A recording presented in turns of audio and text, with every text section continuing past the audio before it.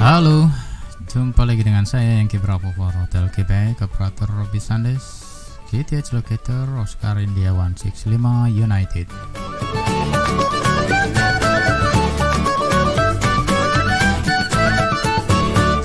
Apa kabar teman-teman semua? Semoga kita selalu dalam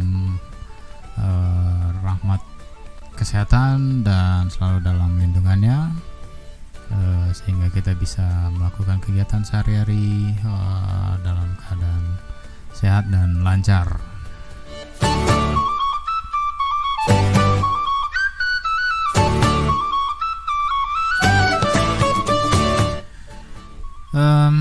Kita jumpa lagi pada video kali ini. Ini saya masih cerita masih Munas Orari ya, karena orarinya belum selesai nih Munasnya. Tapi saya dengar kabar katanya sudah dilaksanakan ya penjadwalan lanjutan. Apa nih ceritanya pada video kali ini? Saya tadi pagi sebelum ngantor itu di forward sama teman tentang sebuah surat ya, sebuah surat yang dari yang sebenarnya mirip dengan surat sebelumnya, yaitu surat dari Pak Setioso itu ya. Kalau saya menyebutnya itu surat dari Orari P. Orari P. Apa nih P-nya? Perjuangan? Bukan Orari Perjuangan, tapi Orari Perpanjangan. Perpanjangan. Kenapa Orari Perpanjangan? Ya karena ketua DPP-nya itu masa jabatannya itu perpanjangan ya. Ketua DPP-nya memperpanjang dirinya sendiri, kemudian juga memperpanjang jabatan pejabat ketua umum gitu ya. Nah, itu jadi ini dari surat dari Orari Perpanjangan, yaitu tindak lanjut keputusan DPP. Jadi isinya itu sebenarnya sama ya. Jadi untuk melaksanakan Munaslup Orari selambat-lambatnya 6 bulan, kemudian meminta kepengurusan Orda ya yang masa baktinya telah habis itu segera musda sebelum Munaslup. Jadi kalau pada saat Munaslup belum musda, mereka tidak memiliki hak suara.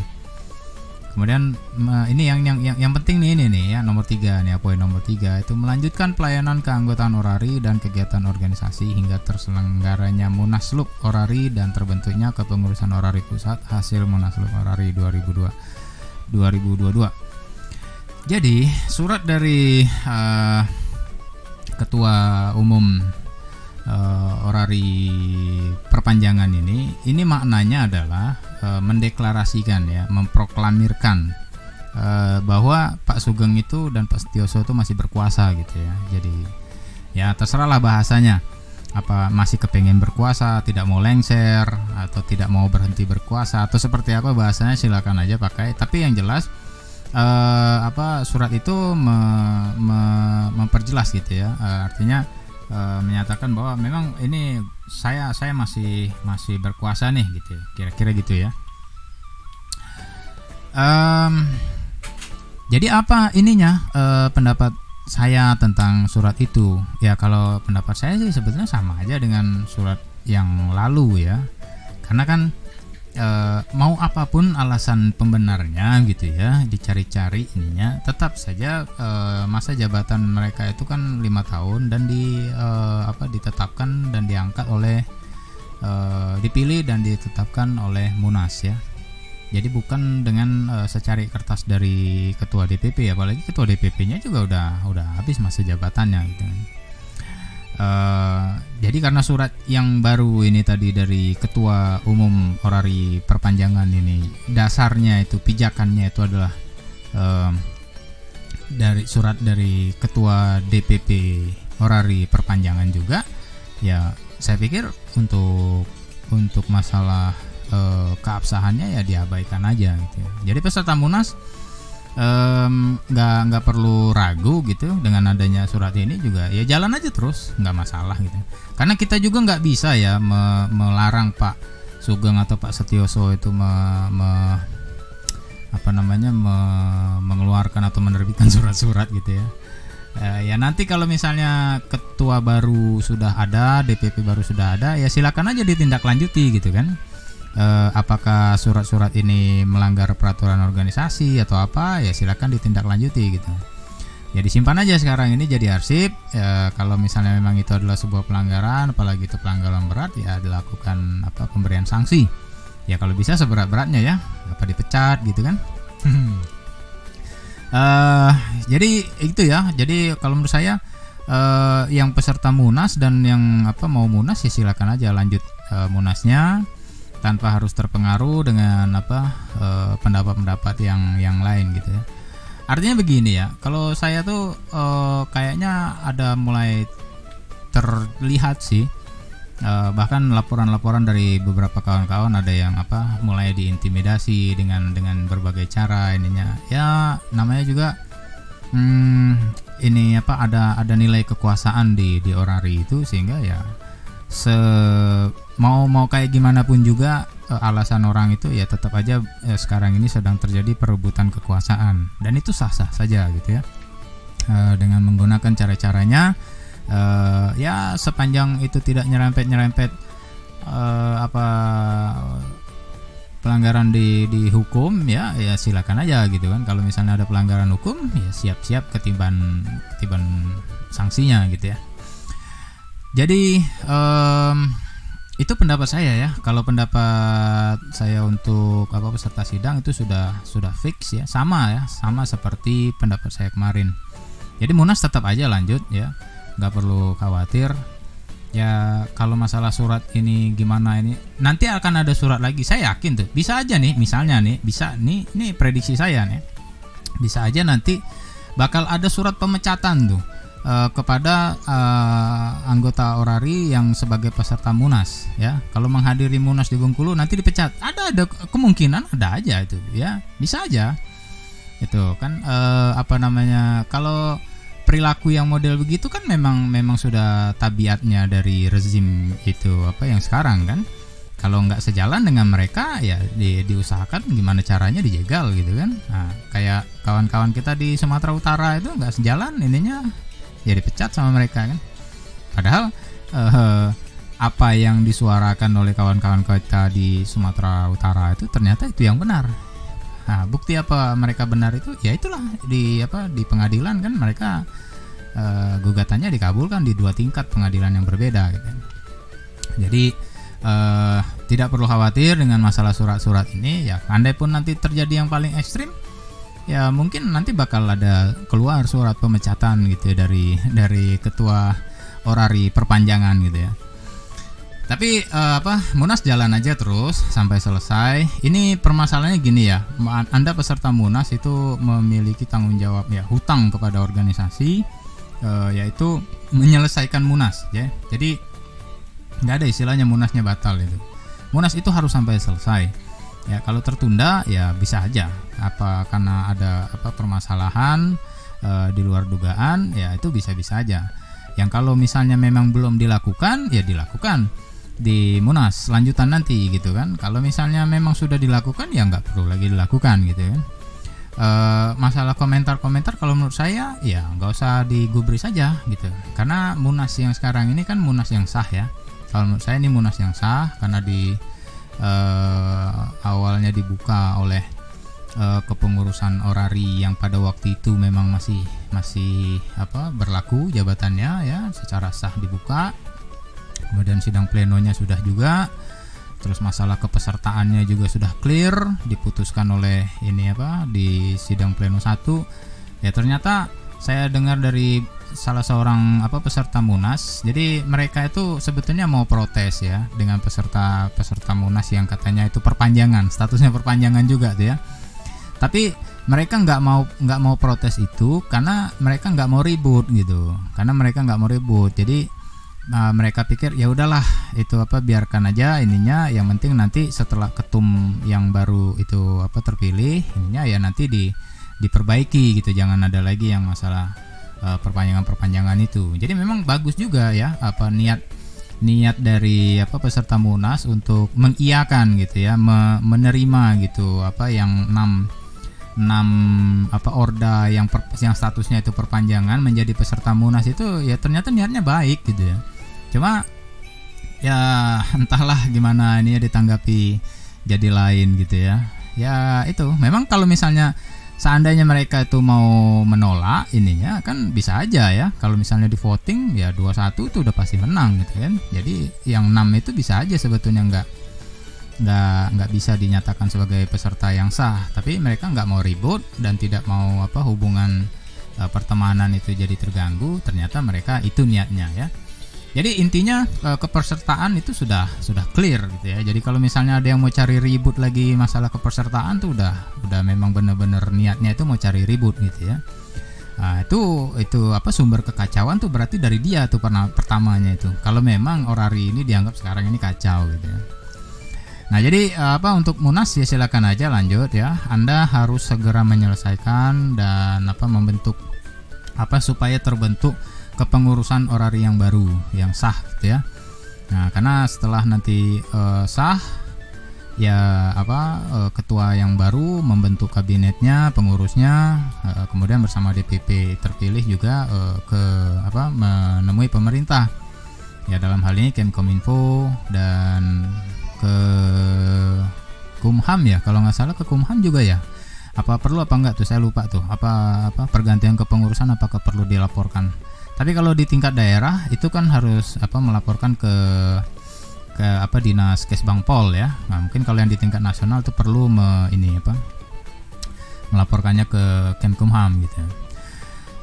Sehingga kalau sudah clear masalah kepengurusan, roda organisasi itu bisa berjalan gitu ya. Lah terus gimana ini masalah ada yang bilang gimana ini keabsahan masalah Munas lanjutan itu ya, apa masalahnya gitu ya. Saya dengar memang ada dari pimpinan sidang itu katanya sudah berusaha untuk menemui panitia OC ya, panitia OC apa nama istilahnya ya, panitia Munas itu ya. Kan panitia itu kan tugasnya itu kan memang hanya memfasilitasi saja gitu ya. Kalau dia tidak mau memfasilitasi berarti tidak mau melaksanakan tugasnya. Ya udah pimpinan sidang ya harus segera mengambil sikap dan keputusan, karena sidang Munas itu harus dilanjutkan dan harus selesai gitu. Gimana caranya itu pimpinan sidang cari cara gitu. Gimana ininya caranya supaya Munas itu bisa dilanjutkan dan sampai selesai gitu. Ya salah satunya itu kalau panitia awal mungkin nggak bisa dihubungi atau nggak mau lagi memfasilitasi segala macam ya ganti. Iya, jangan gara-gara cuma satu orang terus mengorbankan sejagat umat ini. Jangan mau diperlakukan seperti itu ya, gara-gara ulah satu orang aja kok jadi ini. Udah tinggalkan aja ya, bentuk aja panitia baru siapa ininya. Yang penting Munas tuh bisa selesai gitu ya, dengan keterbatasan atau kesederhanaan itu misalnya tidak bisa lagi seperti yang kemarin ya, apa boleh buat gitu. Yang penting Munas berjalan, dilanjutkan sampai selesai, sehingga nanti menetapkan sebuah hasil ketetapan kan, itu ininya. Jadi ya memang harus ada perjuangan ya untuk menyelamatkan organisasi kita ini ya. Salah satunya ya peserta Munas ya harus memaklumi gitu kan, kalau misalnya nanti mungkin acara Munas lanjutannya di luar harapan. Ya yang penting Munasnya selesai, ketetapan Munasnya itu yang ditunggu-tunggu oleh organisasi ini. Lah terus gimana masalah surat tadi? Ya surat tadi apalagi ya mau dibahas ya. Kita kan yang pertama nggak mungkin juga kita mengatakan bahwa sebaiknya Pak ini Sugeng, Pak Setiauso itu berhentilah bikin surat, menerbitkan surat. Ya silakan aja gitu ya. Masalah keabsahan surat itu ya bagi yang mengakui ya silakan mengakui gitu. Bagi yang tidak mengakui ya udah so what gitu loh. Jadi jangan juga jadi kemudian wah ini ada surat ini yang paling benar, enggak juga begitu gitu kan. Itu kan saling klaim aja. Mereka berpendapat mereka yang benar. Pihak dari kawan-kawan yang ingin melanjutkan Munas ya mereka juga memiliki argumentasi sama seperti Anda merasa mereka juga benar kan gitu. Jadi saling klaim merasa benar boleh, tapi tidak boleh mau merasa benar sendiri, itu tidak boleh ya. Artinya bagaimanapun juga memaksakan kehendak bahwa yang lain itu adalah salah. Ini yang lucunya ini, kapan itu posisinya adalah tidak menguntungkan bagi rezim, itu dianggap semuanya salah gitu ya. Tapi kalau misalnya itu posisinya menguntungkan, semuanya dianggap benar gitu. Contohnya apa? Ya banyak lah ya kan, ya kayak kawan-kawan kita yang di Sumatera Utara gitu kan, itu kan mereka udah benar-benar benar, itu tidak ada lagi langkah yang paling baik dan benar itu dibandingkan dengan langkah yang diambil oleh kawan-kawan Sumatera Utara. Tapi karena itu dianggap tidak sejalan dengan mereka, tidak menguntungkan mereka, ya akhirnya dipecat gitu kan. Jadi kalau hal-hal yang model begitu sih nggak aneh lagi ya.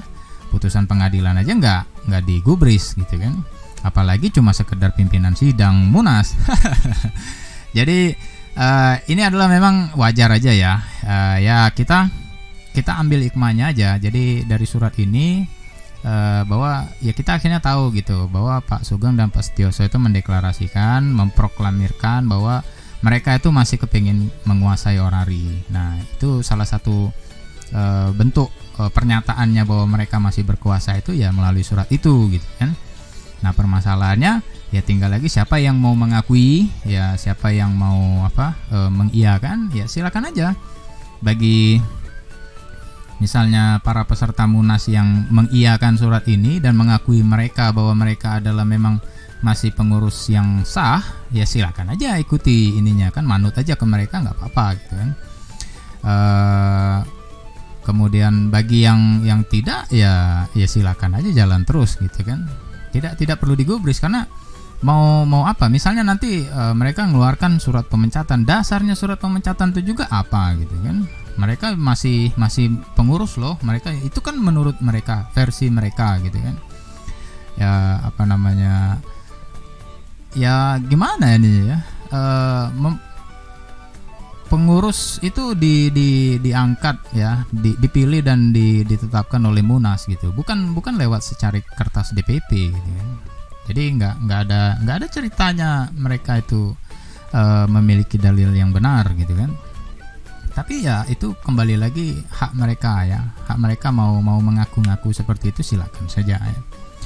Jadi kalau menurut saya sih ya silakan aja lah, jalan terus ya. Kalau misalnya kelompok dari orari perpanjangan itu masih mau melakukan tindakan-tindakan, atau mungkin ya sekarang ini karena merasa masih berkuasa, kemudian mungkin aset-aset orari masih mau dikuasai atau ini, ya silakan aja sampai pada nanti titik di mana perseteruan ini akan mencapai satu ujung gitu ya. Nah ujungnya adalah kalau misalnya dari dua kubu ini tidak ada solusi, tidak ada penyelesaian, ya berarti kan harus ada penentuan gitu ya, penentuan siapa yang paling maksudnya bukan paling, tapi siapa yang sah ya, pengurus yang sah, apakah yang hasil Munas atau yang hasil perpanjangan.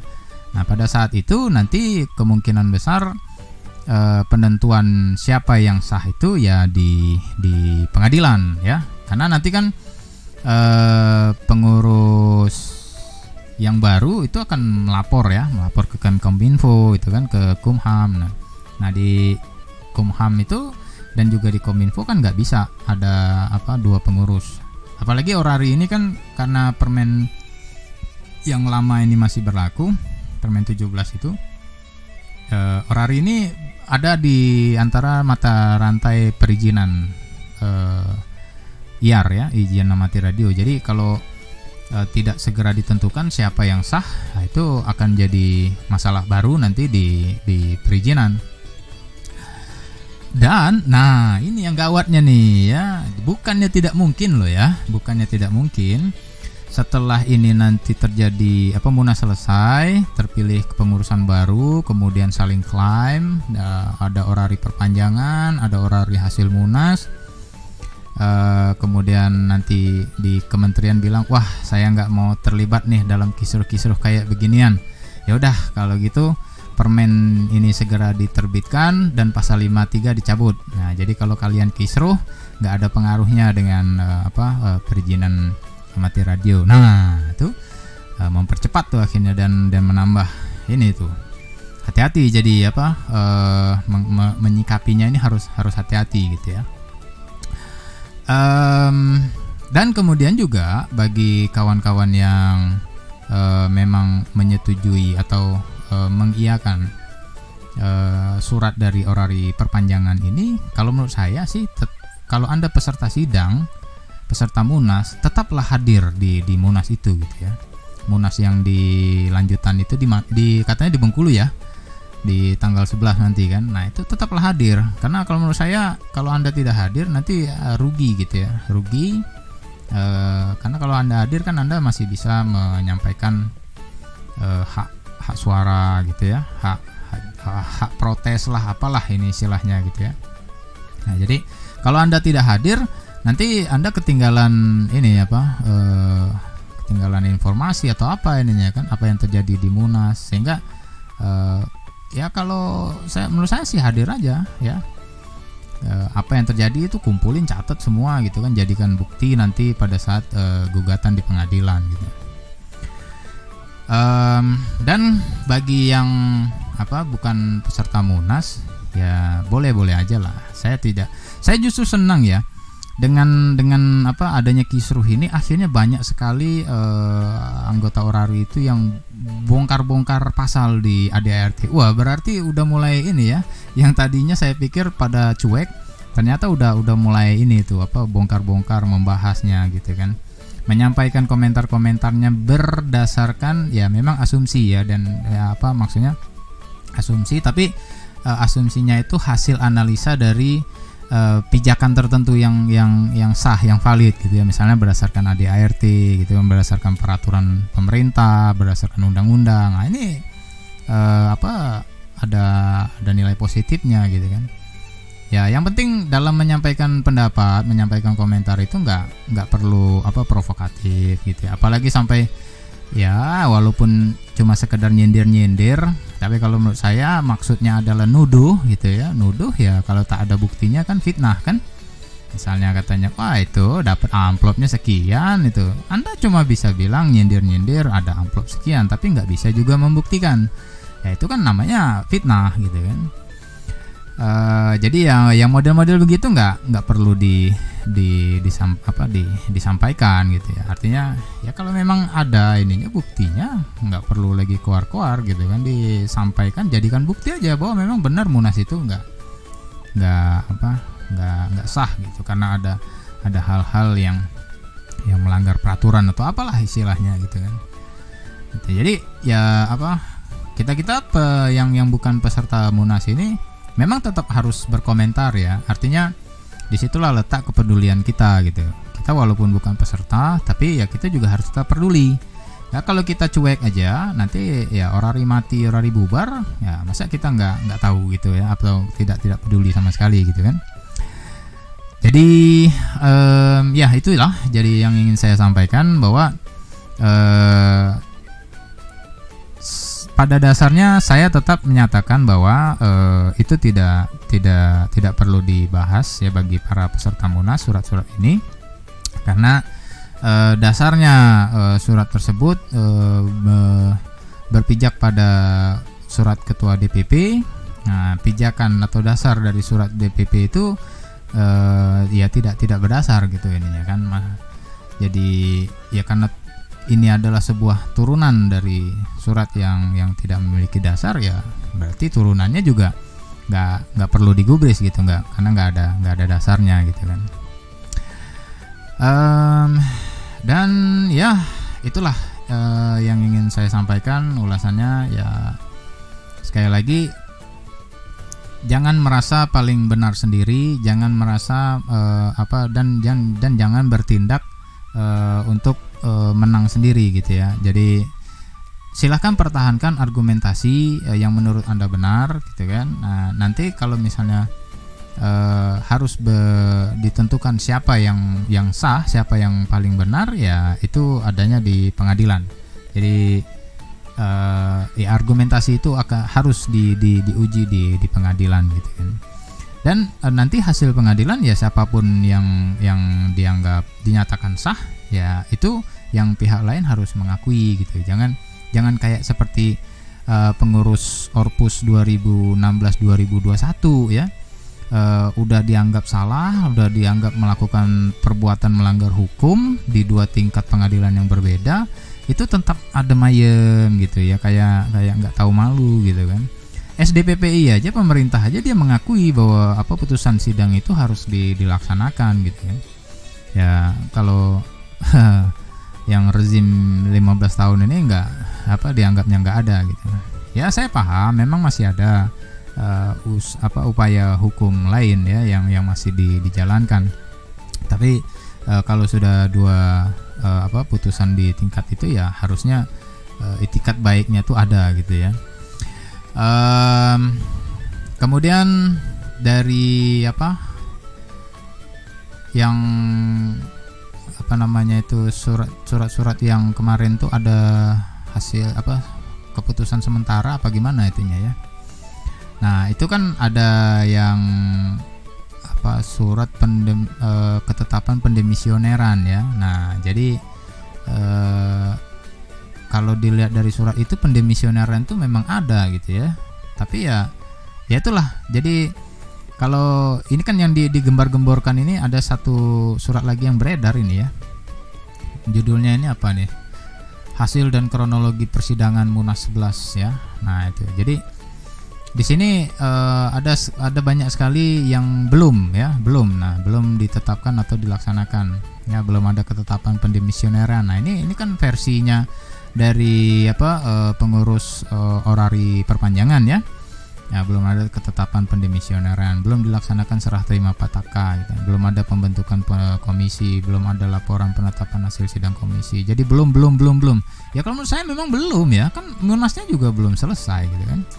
Nah kalau masalah Munas itu kemudian dibubarkan atau dihentikan oleh kepala kepolisian, ya itu karena ada masalah keamanan. Itu bukan substansi dari Munasnya gitu loh. Jadi masalah keamanan, masalah perizinan, ya itu kan bukan substansi Munas ya. Tapi dengan adanya masalah itu jalannya Munas jadi terhenti atau tertunda, ya itu tidak menyebabkan jadi batal. Kalau menurut saya nggak ada Munas itu batal. Munas itu harus sampai selesai gitu kan.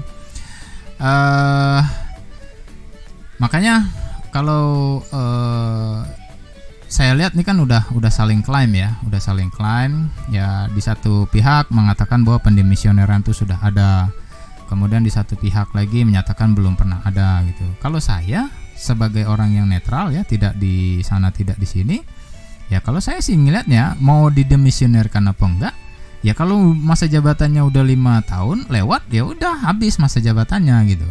Jadi pendemisioneran itu, penyerahan pataka itu cuma seremonial aja gitu. Jadi kapanpun mau dilaksanakan itu bisa gitu. Ya jadi itulah yang ingin saya sampaikan kepada teman-teman semua. Semoga ada manfaatnya.